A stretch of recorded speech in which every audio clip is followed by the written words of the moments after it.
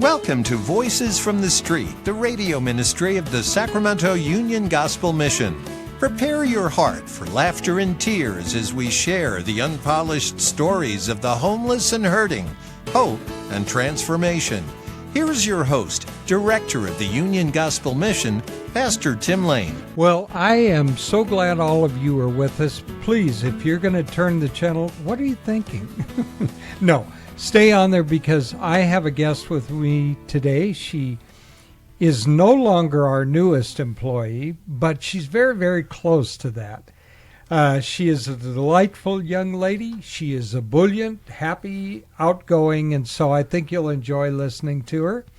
I wanted to tell you folks, it is so easy for us today to become discouraged by the way that the world looks. When we were sitting here talking before we came on air, all of us in the studio, we were talking about some of the world events, some of the things that are terrifying, frightening in all kinds of different ways. But one thing that we can never forget is that God is in control of all things, even if it does not look like it. Sometimes because we have human minds, we look and we think we have prayed and yet God is ignoring us. He's not. We've prayed, but God has forgotten us, but He has not. And sometimes the things that seem the very worst to us to happen actually work out to be for our good. And at all times, things that work out for God's glory are right. Remember that the chief end of man is to glorify God. It is not to serve ourselves, to have fun, to buy big houses and fancy cars. All those things are fine. I mean, don't misunderstand. If you've got a nice house, nice car, good job, that's fine. There's nothing wrong with that. But the chief end of man, as I said, is to glorify God. And so if we put our priorities correctly, then we will glorify God first, and then all other things will fall into their own natural order that God has destined for us. And so when we look out and we see that the Russians are doing this and the Middle East is on fire and things aren't going well domestically, remember this, that God is not surprised by any of this. And if you are God's child, He loves you, He's watching out, and that we need to stay focused on our priority, which is God. And so with no further ado, let me introduce to you my guest. Her name is Angie. Angie, could you say hello to everybody out there? Hello, everyone. My name is Angie. I am the new development manager, the new development manager at Union Gospel Mission. I've been there for about 4 months now and loving it every moment. Well, just so you know that when Eileen listens to this show, we weren't going to tell her that you were taking over yet, but okay. So tell me, how did you find out about the mission to begin with? Yeah, so I go to City Bible Church, and they've been serving at Union Gospel for a while now, and I've heard about Union Gospel through the church and how they go. I think they go every fourth Monday, yeah. But I've never been there because I had a really different work schedule, so I've always heard about him, never came here. And then when I was working for another company and I just didn't really like it, they were making me work Sundays and I was just working odd hours. I was working all holidays. And so I started praying about what I should do because when it came down to it, I was going to pick church over a job. Amen. And so I prayed about it and I had a couple days off. So I spent that time praying, fasting, and seeing what God wants for me. And at the end of that, I decided that I was going to leave that job. And that's a tough decision because, money is prevalent. Well, we needed to live. Yeah, we needed to live. So that was a little bit hard for me. But every time I thought about staying, the answer was just always no. The Lord just, I guess, was telling me that I needed to go. And so I ended up leaving that job, and 2 days later, I met Miss Eileen Trussell, which is the actual development director. I met her, and the rest is just history. We really hit it off. I came in for my first interview. I loved it there. I had so much peace about working there. My second interview I had with Pastor Tim and Eileen, and they hired me right then and there, and I started on a Friday, and the rest is history. Well, Fridays are a great day for us to start, and the reason that they are is because on Fridays we come in about an hour early, we have a breakfast, and then we all get together, staff and program guys, and we have someone delivers a sermon, and so it gives us a chance, and then we get to go home a little bit earlier in the day, and so it gives a new employee an ability to come in, kind of see what we're doing. And so how long you been there? 4 months. June 2nd was 4 months. So 4 months and a couple of days. So we just hired Igor, a very talented young man. So that takes the pressure off you. You're no longer the newbie, right? Yes, finally.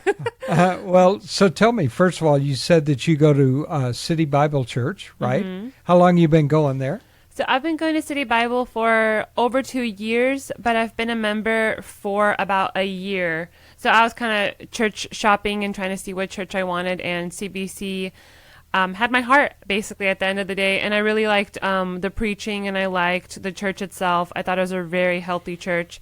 And became a member, and been going there for, 2 years. Yeah, it is a good church. Vlad is an excellent preacher, and he's not the only one there, of course. And a good friend of mine goes there, Benito. So I love Ben. He comes down and preaches once in a while at the mission as well on a Friday. So Benito is a humble, very kind, excellent preacher. Just absolutely excellent. So if he recommends you, we can kind of. And matter of fact, Igor, who came to work for us, was intern with Ben, and so that spoke high. And he's a nice young man. I'm going to have him on the show before too long as well.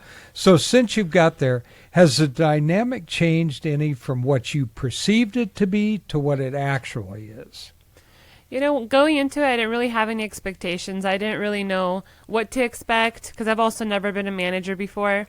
And so coming in, I honestly had no expectations. I just knew that the Lord wanted me here, and I just kind of trusted what the Lord had in store. And so coming in, it honestly blew any little inkling of expectation I had. It blew everything out of the water. Like, it's way better than I expected it to be. It's just everybody there feels like family. I don't know how to explain that, but I think you did well that way. Yeah, so like I said, I've been here for 4 months, but it feels like I've been here for like 2 years. Like, I feel like I just assimilated really well, and everybody accepted me really well. Yeah, absolutely. Yeah, I just go around the office chit-chatting with people, and it just feels like family. So yeah, well, Angie has a very sweet, outgoing personality. She's not exactly a wallflower, and I think that helps. People get to know you a little better, a little quicker, because you're not standoffish. They're not afraid to talk to you. And as believers, we should never put up that persona that we're unapproachable. Right. And you obviously don't do that. So just so you know, we tempted her by taking a previous storage room that had all her supplies in, and taking them out, building something else, and building an office for her. And it's a pretty nice office, huh? I would say so. I'm not entirely sure that you didn't get the best office. Do you want to switch? Well, mine might be the biggest. But, okay. But yours is nice. Yeah. I don't have a big table in mine. So, but no, I'll keep it for right now. Okay. So at any rate, what exactly do you do in development? I mean, just kind of. Her job is one that evolves. It's changing all the time. Eileen is going to give her more and more responsibility as time goes on to do the things that Eileen is doing right now, and hasn't had the chance to turn it over to anybody because we didn't have the right person in place. Eileen feels you are the right person, and I feel you're the right person.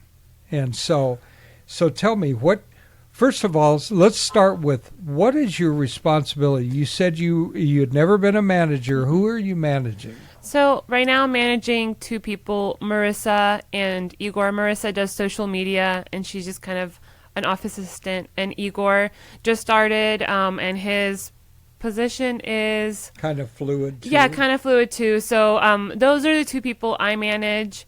And my role is basically public relations and communication.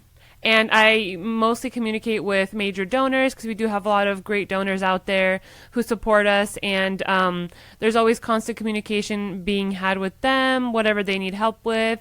And then also our volunteers and churches. And so I just kind of help with a lot of different things. When I got the job, they said, you're going to wear a lot of different hats. And I was like, perfect. I love doing different things where I can just kind of show what I can do, and it's not just the same thing every single day. And so I help Marissa with social media, and now Igor joined. We're going to do a lot more on social media, so keep an eye out for that. We're going to make more videos of just about what the mission does and what kind of goes on there every single day. And then I also help with events that we have going on, and we have banquets that we do every so often, probably once a month. So I help with those and just kind of setting up volunteers for those. And I do a lot of different things, a lot of little things around the mission.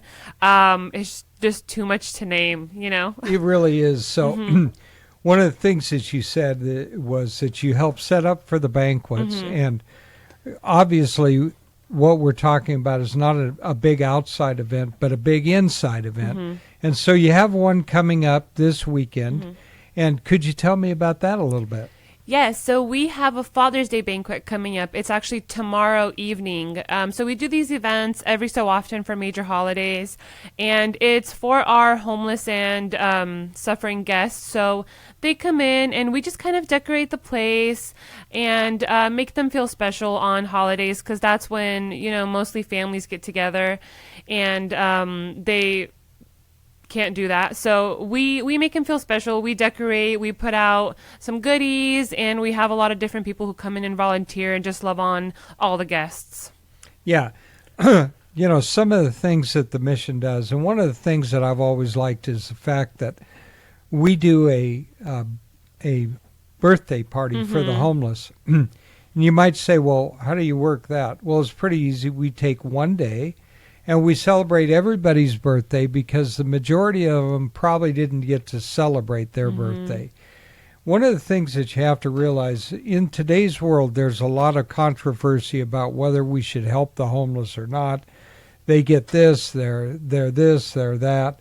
Well, the one thing that I wanted to point out to you is that the mission is open to help the people from the street so that we can present the gospel message to them.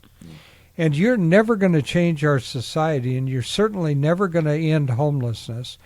Despite all the great platitudes I hear about we're going to end homelessness in Sacramento and in California and in the United States, that is a pipe dream. That is not going to happen.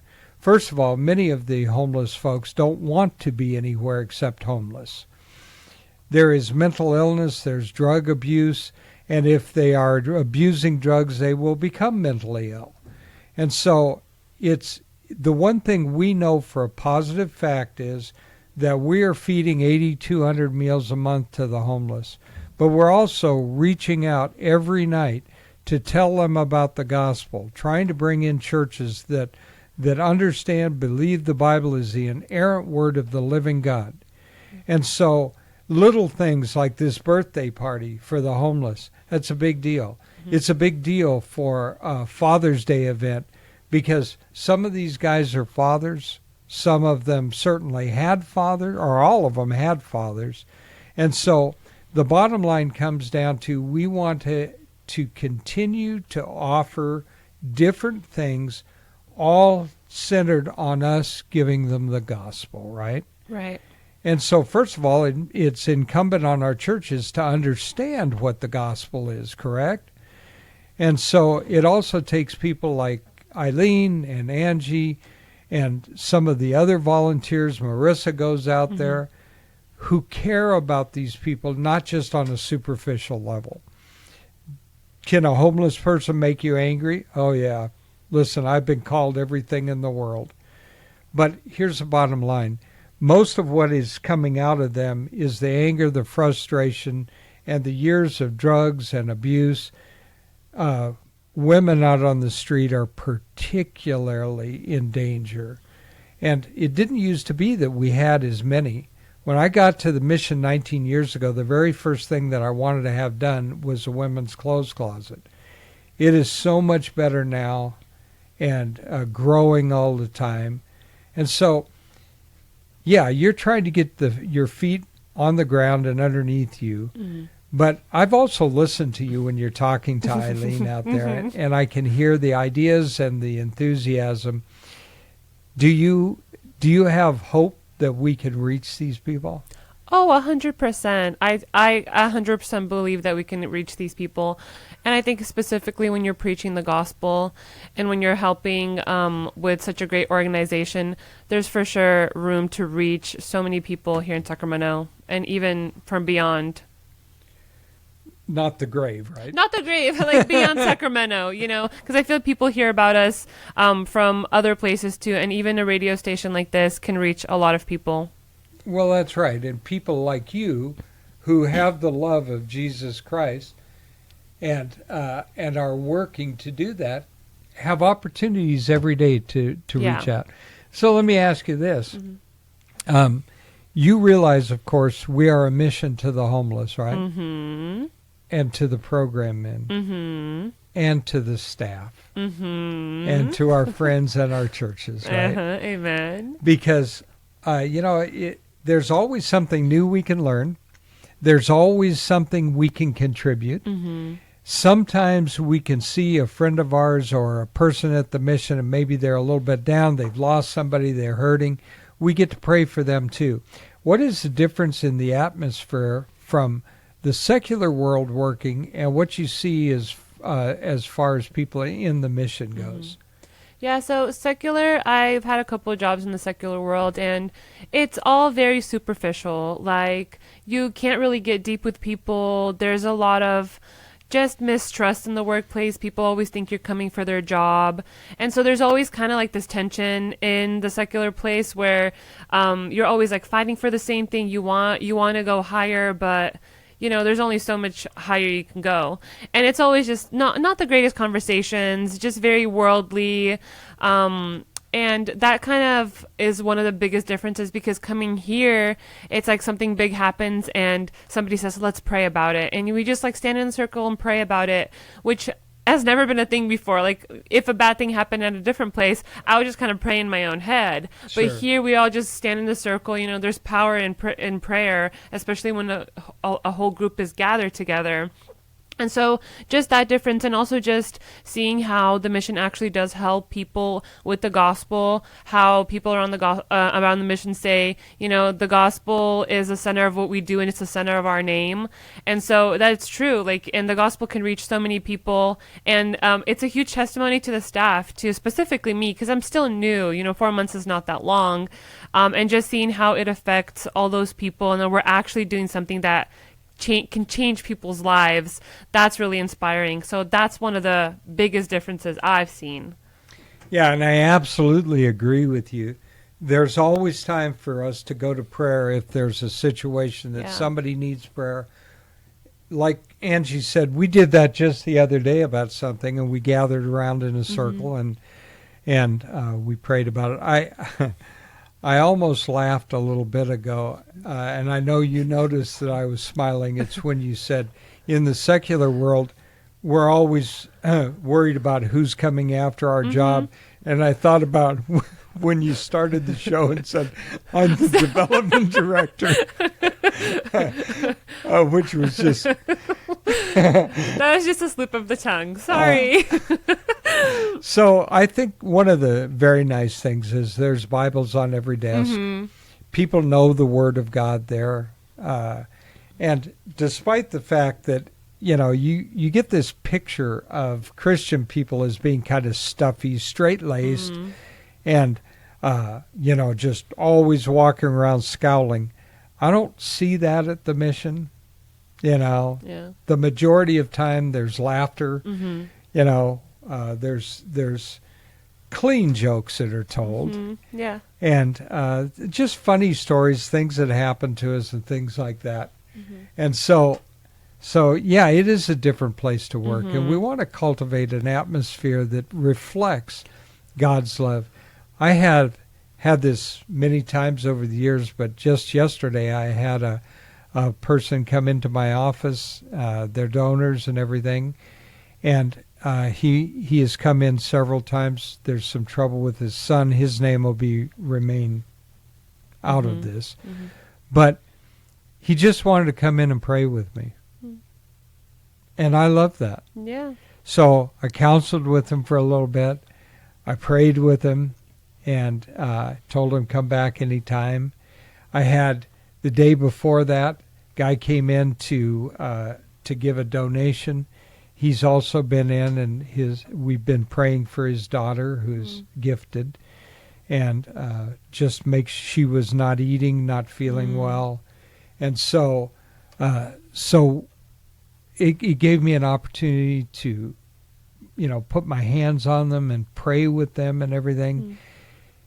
Those are the things that you will have over the years where people come in and I told them, I said, you can come into here anytime to me. You don't have to bring a donation, just come and I'll pray with you. I'll sit with you. Because I had a program guy talking to me on the way out over here who graduated the program. And those things do our hearts good. Because it's not a matter of, oh, look what I've done. It's a matter that God would include us in his amazing work by bringing us people that he wants us to talk to, right? Right. So having said that, you've also worked some in the women's clothes closet? Yeah, I've helped out a bit. Usually we have volunteers that help out. Sometimes we don't have enough of volunteers. So sometimes I go over and help, and I have also helped with sorting the clothes because we get a lot of donations, and we pick out the things for the women. The clothes closet is great. If anybody wants a tour, stop by. We help out as much as we can there. I've helped out with showers also. We have showers for the first time in, I think, 62 years. So I helped out with that too. So it's it's good to know what everybody does there and how I can help out also.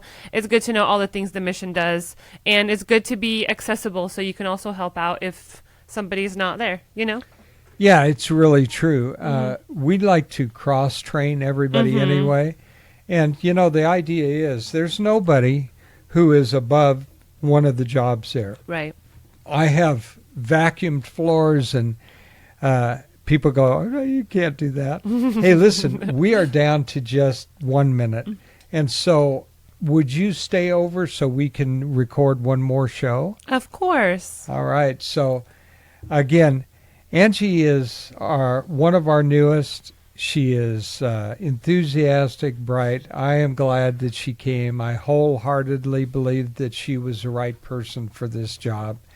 And so I know Eileen is excited to work with you on all these kind of things. And just so you know, I haven't heard one person say anything but good things about you. Aww. So, as always, my dear friends, until we meet again, may God hold you in the palm of his hand.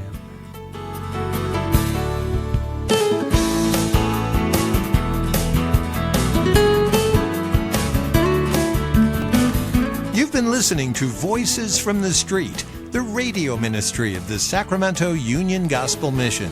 If your heart's been touched and you want to know more about the work of the mission, log on to ugmsac.com, ugmsac.com. To donate clothing, food, time, or financial help, call 916-447-3268. 916-447-3268. Thank you so much for listening. Join us again next week at the same time for Voices from the Street.